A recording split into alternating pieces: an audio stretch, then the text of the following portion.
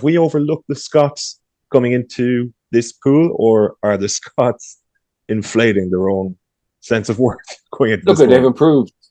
They've improved, and they've lots of reasons to believe that they're, capable of having a big World Cup. I actually think, for sure they should have won that game, but I think the fact they didn't win is more of a damning statement about them than the fact that they could have won it. The Ireland were there for the taking, and they just totally choked and bottled it and lost all sense of direction or plan. And maybe that was a turning point for them. And they certainly have doubled down on how they want to play now. And it is pretty impressive and difficult to stop.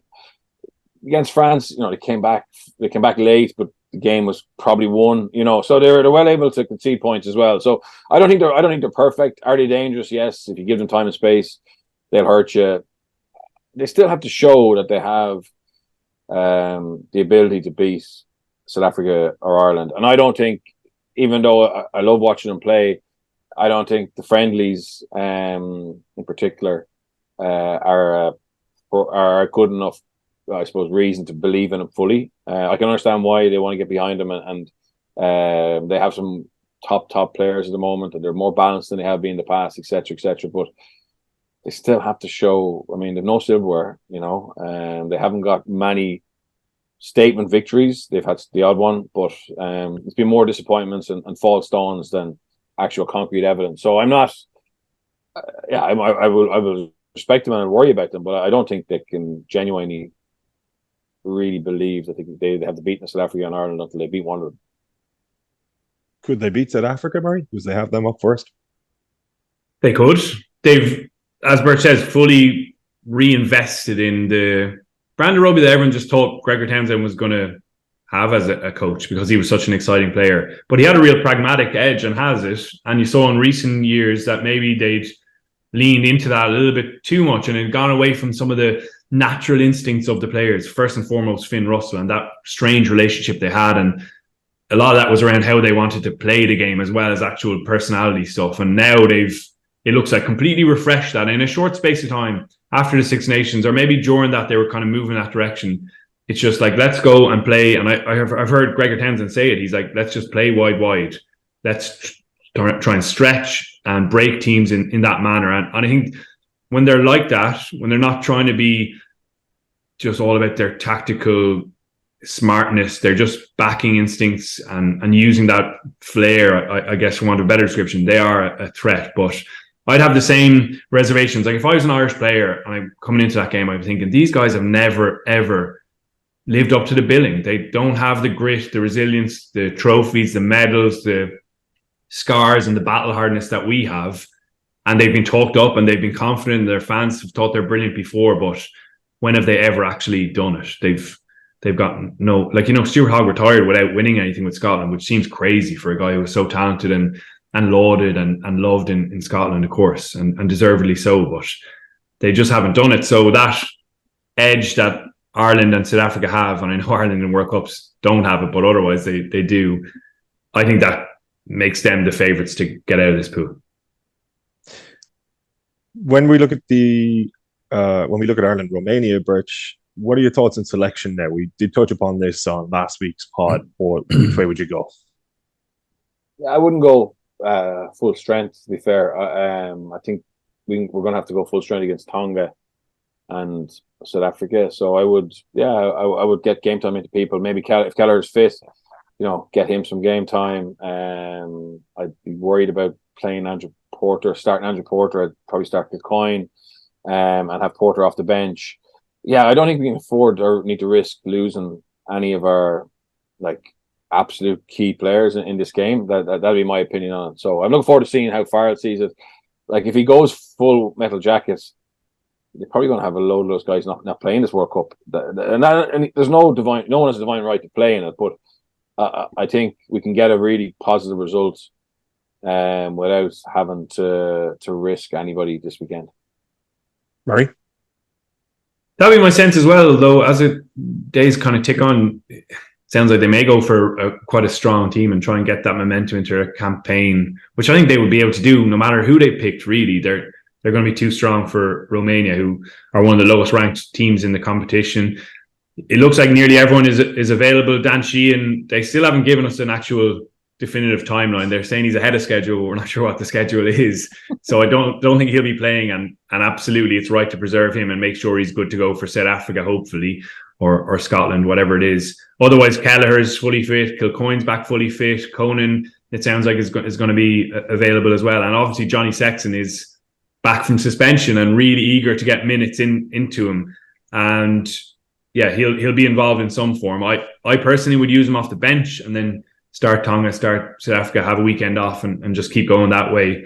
And I agree. I think this game, they may not go this way, but this game was the perfect opportunity to have everyone from the squad get their World Cup experience and really feel fully part of it. I'm not saying they won't feel that if they don't play, but it must be dispiriting for guys in the past who've been at World Cups and just been holding tackle bags and been peripheral. So yeah, I personally would use the squad in this game. But either way, it's important that Ireland start with a slick enough showing, particularly given that the warm-up games were mixed and stop-start. I think it's really important to get momentum in because it's on us now and there's no more like tuning up or warming up. It's the World Cup, and while they're massive favourites against Romania, you've got to go out and do the business.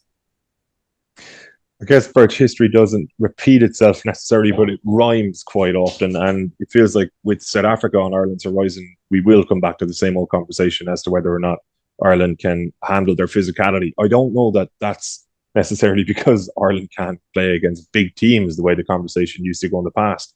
Maybe more so that South Africa might be the most powerful outfit ever to play rugby union, certainly up there. I'm interested to know your thoughts on that game. Still a bit out, and obviously we'll be previewing it the closer we get to it. But what's your sense of it from this juncture as we look at it? Still a bit of an abstract game in the future. Yeah, it's going to really test our attacking shape, our attacking skill set, our mindset. There is opportunities there, but you need to be like nailed on. I actually think, it's not the end of the world if we lose to them, as long as we can perfect what we tried to do. And our attack hasn't been anywhere near as fluid. It's been little bits of it in August, and there's different reasons why we haven't had Sexton and Gibson Park together, etc. Lots of chopping and changing. But to beat South Africa, our attacking game is going to have to be bang on. You can't afford to get involved in an arm wrestle with them, which New Zealand ended up doing, and I think if we try to do it, we'll lose. And I think if every team, to be honest, even France might lose that as well. I mean, the reason I think I fancy France to be able to maybe beat South Africa is because they have more X factor and ability to hurt them, with guys like Penno, etc. Whereas. And France are a powerful side, so that's going to be the interesting for me. I think if we get back to our best attacking wise, we will ask all sorts of questions for them, because and it sounds cliche, but that two-sided attack is exactly what you need against that kamikaze blitz that South Africa play, and you can hurt them. You can hurt them by bouncing back down the blind side. Getting to the edges is really important. South Africa try and stop you getting to the edges. And Ireland are pretty good at that now and holding width, etc. And it just takes them completely out of sync. So I think we have the attacking game. And I said, I look back at that game in November, and while this is going to be a different level of intensity, I saw examples of Cat and Farrell knowing how to unlock it. You know what I mean? Our first phase as well. We just didn't really execute it as well as we can. And some of that's down to their defense and pressure. But that for me, I'm very, very excited about New Zealand, France, but Ireland, South Africa. That's for me. That's the second most exciting game that I'm looking at now in the group stages. I think that's going to be fascinating. Tactically, it's just a riveting matchup because of what we saw in November. And you're so right. I went back through that game. There's 3, maybe 4 chances that Ireland, they get the ball to the second last attacker and they have space on the edge, and South Africa, as they do, close up and in and they pressure your skills, and Ireland didn't actually execute those passes. There was Sexton had one, Hansen had one, there were a couple more. And I just know that Ireland have been living those moments in their head since and want to get another chance because they genuinely believe their attack doesn't have to hide from the Springboks. Other teams, they do. They just think we're not going to play into that crazy blitz because they're going to turn the ball over, they're going to intercept, they're going to go down the other end and score. But Ireland have such belief, and I think even more strengthened by making those opportunities against South Africa, albeit not converting them, that they can actually pass their way around or over or in between the South African defence. So absolutely can't wait to see how that matchup goes. And it's a little bit different now as well because we were all kind of waiting for Andre Pollard to come into the squad. Last I saw him, he's gone back to Leicester to train, and maybe he's going to feature later in the tournament with an injury, but it looks like Libbok really is the guy, and it's a very different approach for South Africa. I know he played really well against New Zealand in a warm-up game, but with that pressure that I mentioned on, the most recent example we have is the URC final where he didn't have a good day, and that wasn't all on him. The Stormers, collectively, they weren't at their best, but again, Ireland will take heart from that and think, let's get at this guy. He's not a World Cup winning out half. He's a guy who us Munster players, some of us really put massive pressure on it and got at in the URC final. So there's all sorts of different strands to that game.